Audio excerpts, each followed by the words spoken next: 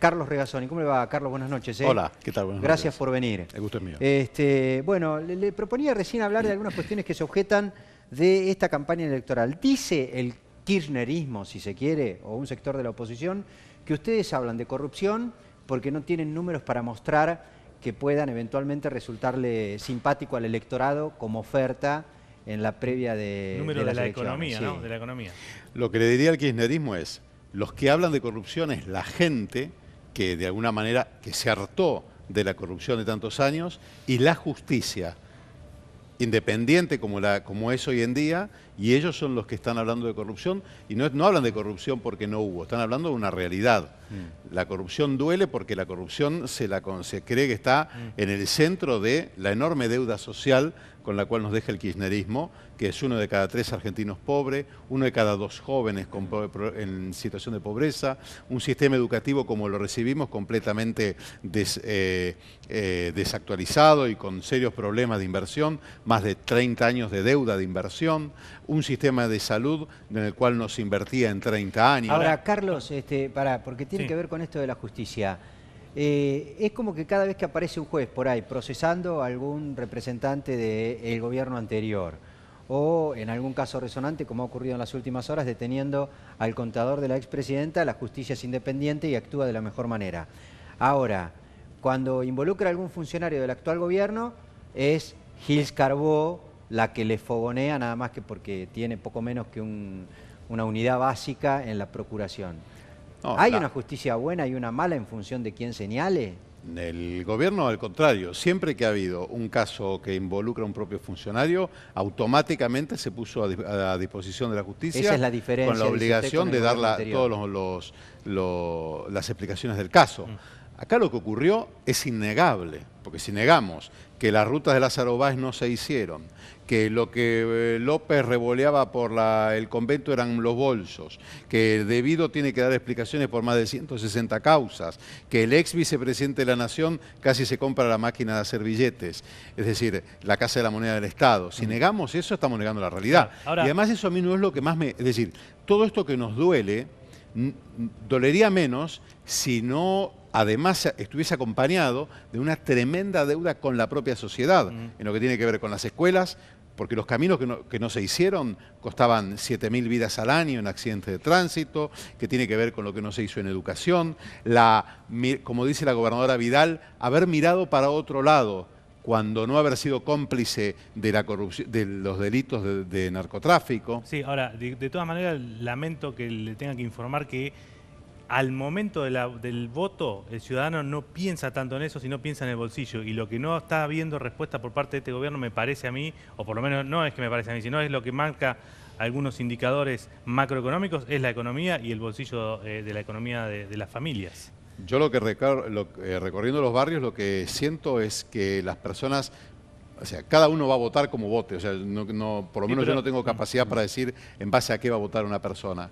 No, eso lo dice históricamente todos los analistas y demás, digamos, de la época del menemismo. Menem terminó arruinando una década y un país y todo demás, y ganó. ¿Usted se acuerda que ganó la última elección? Antes que se presentó, la ganó. Yo lo que creo es que 24% le ganó a Kirchner. Ayer estaba en el barrio San Jerónimo, que esto queda entre Calzada y San José, en la Almirante Brown. Y a la noche, tarde era ya.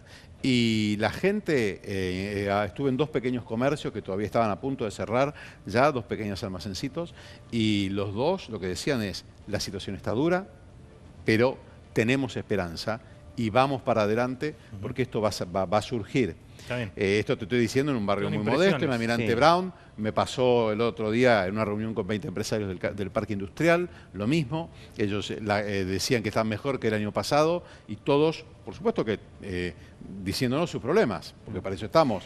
Carlos, todos mirando para adelante aceptando que efectivamente recibieron una situación complicada y que supongamos el gobierno anterior ocultaba algunas cifras. ¿Cómo se explica la profundización que desde algunos sectores señalan con responsabilidad clara en el gobierno de algunas cuestiones que, por ejemplo, qué sé yo, inflación, porque es cierto que está bajando, también es cierto que subió el 41-42%, la desocupación, la pobreza? Digo, ¿eso es la inercia, consecuencia lógica de lo que ustedes heredaron o la consecuencia de las Algunas medidas políticas que aplicó este gobierno? A Cambiemos, al presidente Macri y a la gobernadora Vidal, los vota la población argentina porque hubo como como dice Marcos Peña, una rebeldía silenciosa, en la cual la gente de golpe vio la oportunidad de decir basta a décadas acumuladas de deterioro de nuestro país. Cuando vos recorres el conurbano, la situación de la avenida Monteverde, la situación del Camino de Cintura, la situación del Camino de la situación de la autopista La Plata, lo que ves a derecha y a izquierda, el Camino General Belgrano, todo ese deterioro que encontrás, es como que una Argentina que podría haber sido distinta, se quedó a medio camino y después empezó a decaer. Y la situación social que en este momento tenemos, que no podemos decir heredada, no heredada, es lo que se encontró, es lo que es y lo que tenemos que cambiar. Bueno, eso indudablemente tuvo responsables. Y tuvo responsables en 25, 40 años de política irresponsable, que lo que hizo es llevar a nuestro país a una situación peor en la que estaba antes y además muy por debajo de su potencialidad. Argentina no tiene por qué ser lo que nosotros vemos hoy en día. Argentina podría ser mucho mejor. Ahora, por supuesto que hay que trabajar en ese sentido. Y la realidad es que si hablamos de soberanía política, Argentina se cerró al mundo y no era soberana frente a los narcotraficantes que pasaban las fronteras como querían. Si hablamos de independencia económica, a la Argentina se le asumió una situación de estancamiento respecto al mundo global donde terminábamos haciendo negocios. La salada con Angola.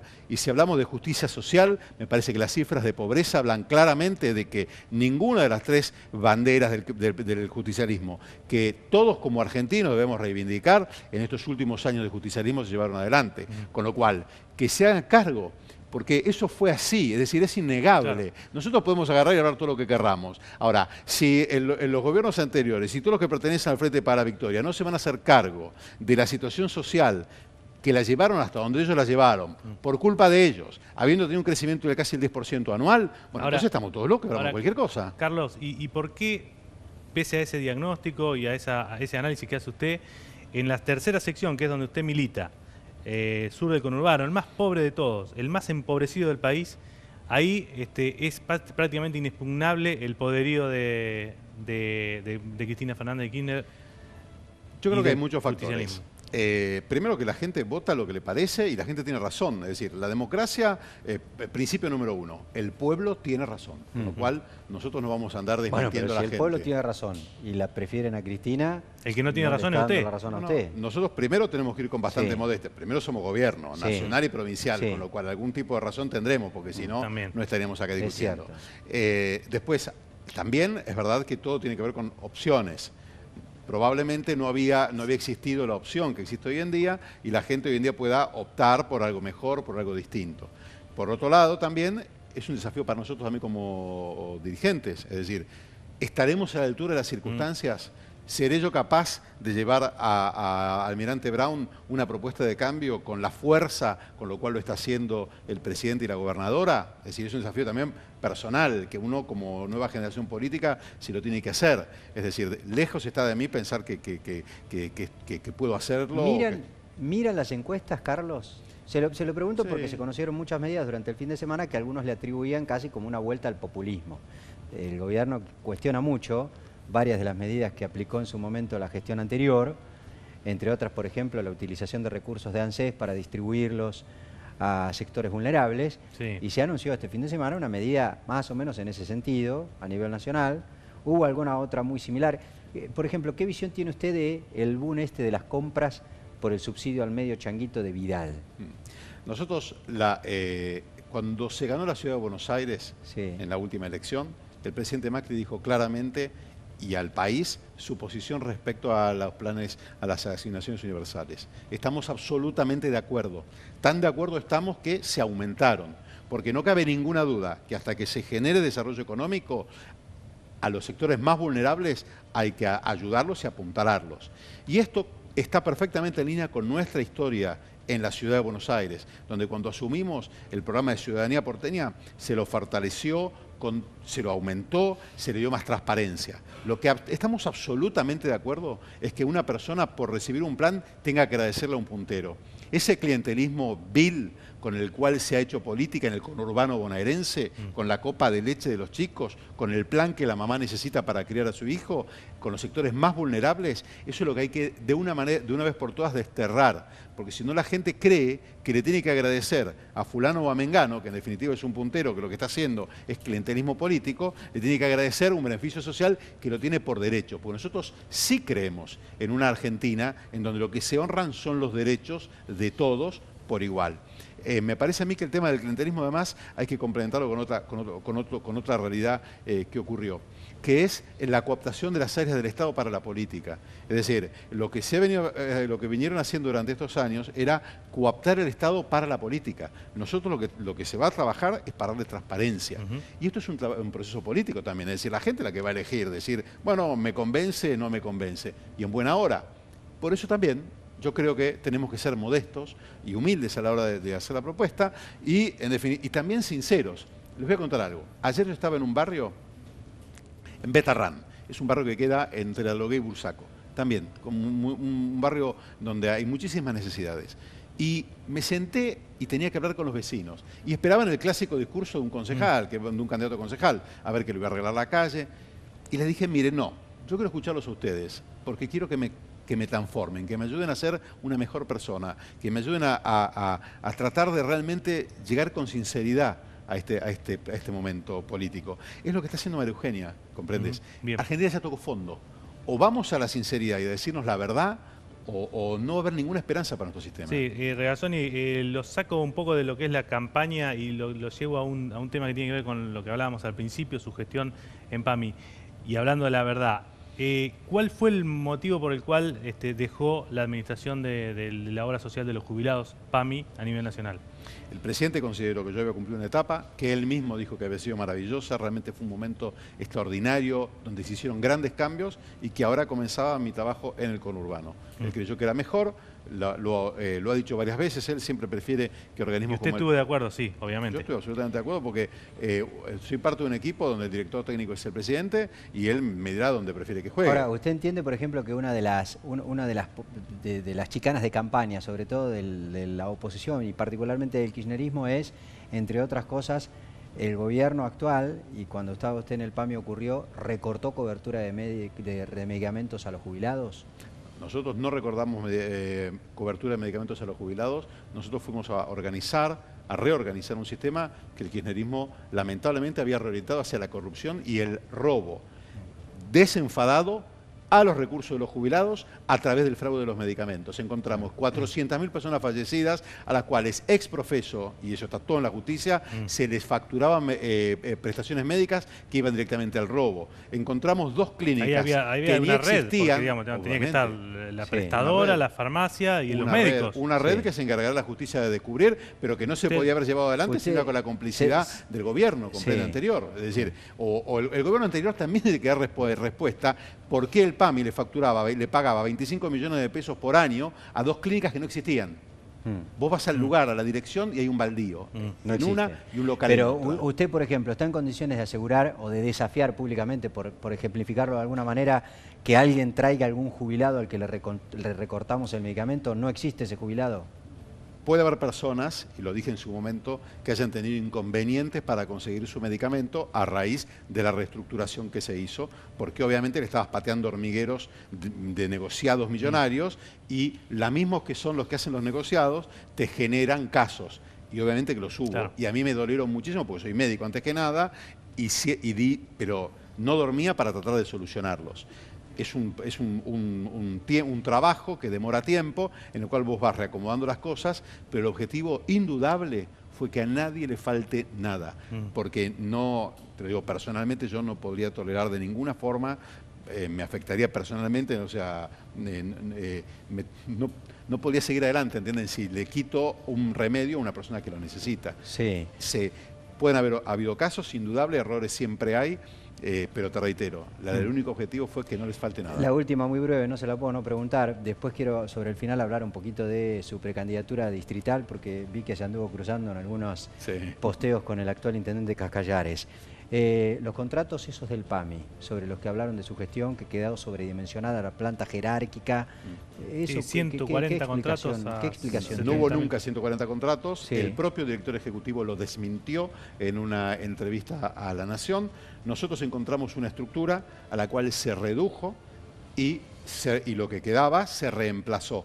Y se reemplazaron cargos que en el PAMI adrede habían sido eliminados y que eran imprescindibles. Por ejemplo, el departamento de auditoría, que no tenía nadie a cargo, y así es que no se veía que a una persona le facturasen 20 tomografías en un mes o se facturasen prestaciones médicas a personas fallecidas. Renovamos y creamos el departamento de medicamentos, donde al frente del 40% de los remedios, la gestión anterior había tenido una maestra jardinera. Van a estar tapando más de 100 direcciones. El PAMI tiene 700 sucursales, cada una tiene su gerente en todo el país, con lo cual ya tenés una persona jerárquica. Además tiene 40 delegaciones regionales, cada una es más grande que un ministerio provincial. En cada delegación regional tenés un gerente, un director ejecutivo, tenés directores administrativos, porque manejan más dinero muchas veces que una provincia entera. Pero ¿tú no designó gente suya para trabajar ahí? No, digamos? lo que yo designé son personas profesionales idóneas al frente de las áreas que sí, por supuesto, reemplazamos a la gente que venía de la gestión anterior. Porque vos no podés agarrar y seguir teniendo en prestaciones médicas a una persona que durante 10 años no vio que una prótesis se pagaba 3 veces más caro de lo que había en el mercado. Carlos, la última, ahora sí, bien local. Además de visitar a los vecinos y preguntarle cuál es su problema, para conocerlos mejor y demás, ¿qué les propone usted? ¿Qué cree que le falta? ¿Y cómo lo ve a Cascallares? Exactamente. Además. Nosotros creemos que hay muchas propuestas, algo ya se está llevando adelante, que es la propuesta del Gobierno Nacional y Provincial respecto de cloacas, agua potable, infraestructura, asfaltos. Eso ya se está haciendo en la Almirante Brown, a pesar de que el actual Gobierno Municipal no lo reconozca. Todas las obras que se están haciendo son por iniciativa de la provincia con María Eugenia Vidal a la cabeza. Después lo otro que proponemos es que Almirante Brown tiene que convertirse definitivamente en un centro, en un polo de salud, y ahí desde el municipio hay que hacer una red de atención primaria de primera línea, y después el polo productivo. Almirante Brown necesita ser más productivo.